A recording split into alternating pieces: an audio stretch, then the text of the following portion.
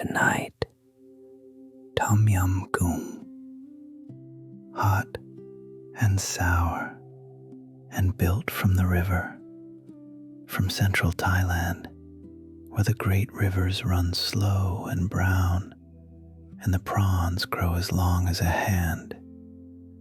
A soup that holds 4 tastes at once: sour, spicy, salty, sweet, and asks you to find them all.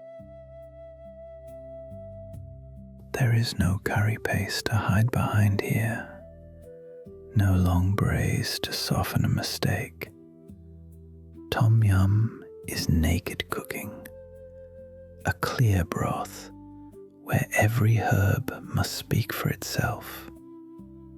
The lemongrass, Kha Gai, the Galangal, Kha, the torn kaffir lime leaf, by makrut, bruised, never chopped, so they perfume the water without clouding it. Servings 4. 15 minutes to prepare, 15 minutes to cook, 30 minutes from still water to steaming bowl. 4 cups of water, 3 stalks of lemongrass, 2 ounces of galangal, 1 bird's eye chili, prickinu, 15 ounces of straw mushrooms, 3 limes, half a cup of cilantro, 1.5 pounds of prawns, 3 tablespoons of fish sauce, nam pla, and half a tablespoon of palm sugar. It begins with water alone. 4 cups, brought to a rolling boil in a wide pot over high heat. No stock, no oil yet, just clear water, waiting. This is the canvas. Everything that follows will be drawn upon it, one fragrant layer at a time. Now the aromatics, the lemongrass, bruised flat with the side of the knife, so the oils weep into the water. The galangal, sliced into pale coins. They go in together, and the pot is left to simmer for 5 slow minutes. The steam changes. It turns to citrus and pine and pepper.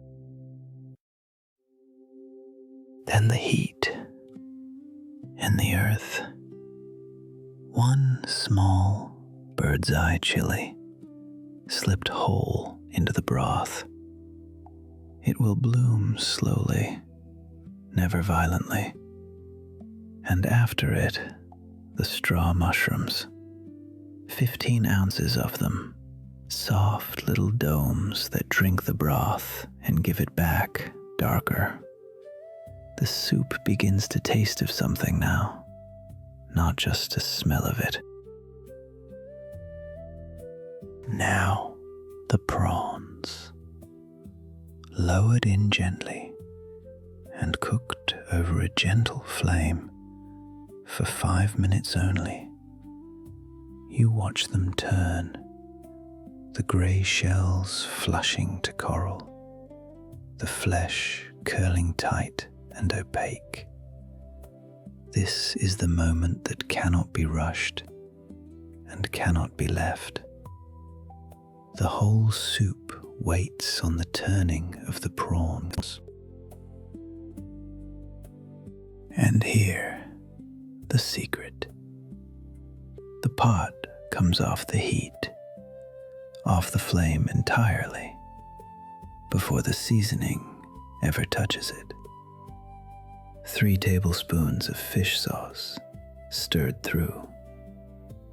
Half a tablespoon of palm sugar dissolving into the dark salt and sweet laid down first, while the broth is still but no longer boiling.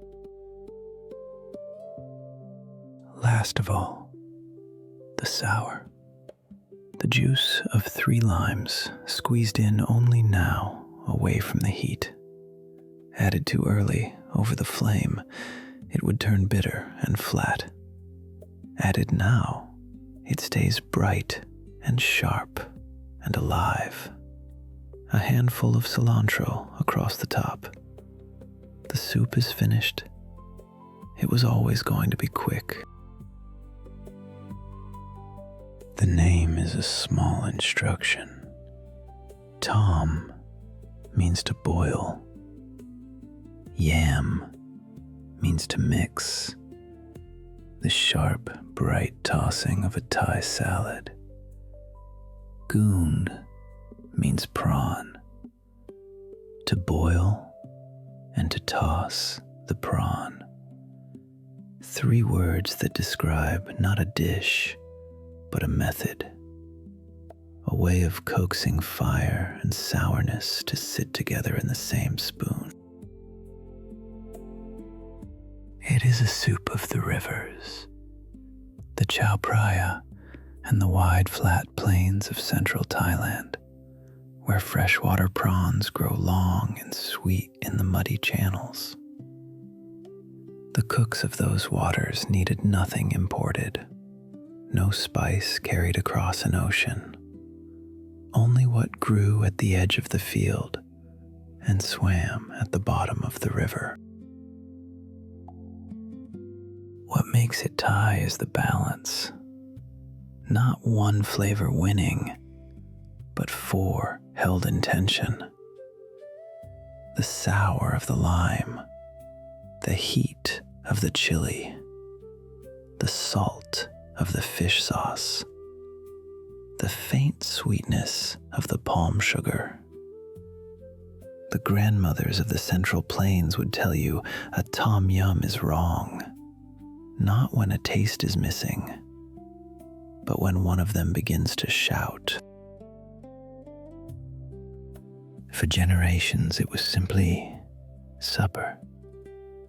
A pot on the table, shared from the center, eaten with rice and 100 small conversations.